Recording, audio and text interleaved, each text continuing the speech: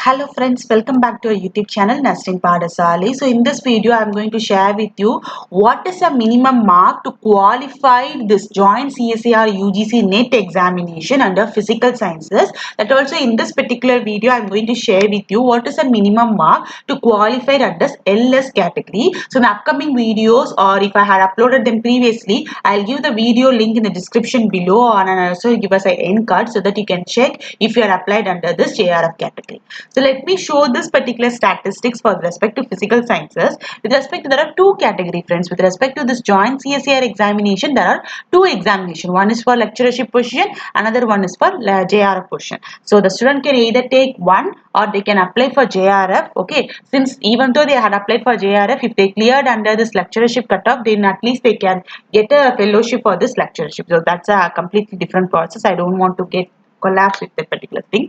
So if you have three lecturership position, nearly 10,000 candidates. So say here 853 2 is showing. Say every year 10,000 candidate will apply for this physical sciences, that also under lecturership position. Whereas if you take this JRF, nearly 20,000, that is 22,000 has applied for this lecturership JRF position under physical sciences in this particular year. Okay, so if my personal suggestion is that to write this lecturership position, there is no age limit itself, because a person who have 50 to 60 years can also write this lecturership position. Whereas if you want to clear this JRF, say if you are currently pursuing your MSc physics or if you have completed your MSc physics last year or previous 2 year means, then better try to clear your physics CSIR examination under this JRF category, because this lecturership position, even though little bit candidate have applied, the competition is very much higher. So this is the statistics that I need to share. Now let's go into the detailed analysis. So what is the minimum mark to qualify the joint CSIR UGC NET physical sciences under this lecturership category?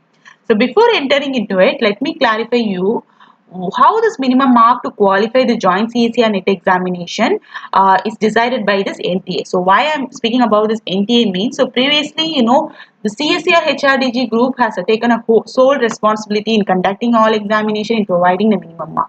But from 2019 onwards, this NTA is taking the responsibility of conducting the examination. So that's why I had placed over here NTA. Okay. So the four factor will be decided. So first factor is with regarding to total number of students who applied for the examination. Say 10,000 students has written the examination means the cutoff will be around 35 marks. So I am giving that as an example only. Say the next year instead of 10,000, if there are 50,000 students, that is a greater number of students has applied means the cutoff will be around 50 marks. It is lesser the number of students applied, lesser the cutoff will be. Greater the number of students applied, greater the cutoff will be. Next factor with respect to the difficulty level of exam. The question paper is very easy, the cutoff will be very high. The question paper is very tough, the cutoff will be very, very low. Okay. And also with respect to the marks scored by the topper. Yes, more the topper marks, then more the cutoff will be. Next, where they will analyze the past year cutoff trend. Minimum marks is nothing but cutoff only. Okay. And the next thing is that here I had made a last 11 years of cutoff mark for this physical sciences, that also under this lecturership category. Okay. So the past 11 years I had made. So with respect to 2021, no exam was conducted, and the year 2020 also only one exam was conducted, that also conducted in November.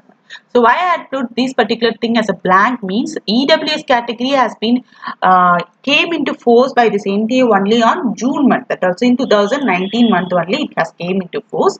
And with respect to this June 2015, everything had made, because every year two examination cycle will be conducted. But after this COVID issue, students are struggling to write a single exam in 1 year itself. So this is with respect to this percentage wise. When compared to other sciences like life sciences and chemical sciences, this physical sciences is producing only less amount of minimum mark. Compared to other sciences, I don't know why this is, because whether lesser number of students has applied. Yes, in LS category only 8,000 students has applied. So as I already mentioned to you, lesser the number of students applied, lesser the cutoff will be. Since the exam is for 200 mark, so most commonly I'll share with you this mark wise stream. So this I had converted all the percentage into mark wise, and you can take this particular thing either as a printout or you can note it up in a rough notebook. Okay, so this is what I need to share. So for the past 11 years, your physical sciences, that is LS cutoff, doesn't go beyond 100, whereas this is not a case with compared to this life sciences and all. And also this is a thing. So here I'm producing you the minimum mark to qualify the joint CSIR UGC NET examination, physical sciences, that also under lectureship category. So if you belong to this general category, then you should get 75 mark to 95 mark out of 200. This is not out of 100, this is out of 200 to clear your exam under general category. Whereas if you are economically weaker session, you are applied under EWS category, then you should get 60 to 80 marks out of 200. And if you are OBC candidate, then you should get 70 to 90 marks out of 200.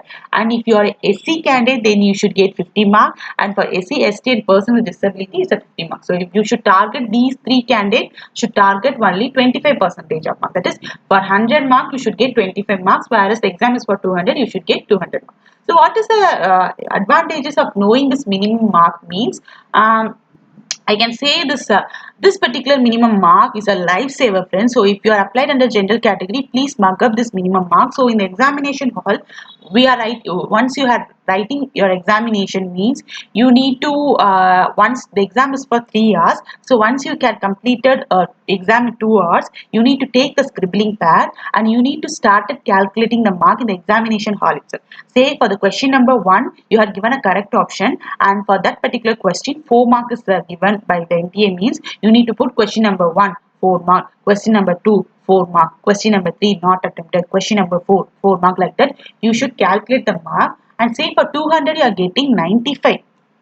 Say 200 you are getting 100 marks means you need to stop writing your examination, friends. Please don't revisit the question paper.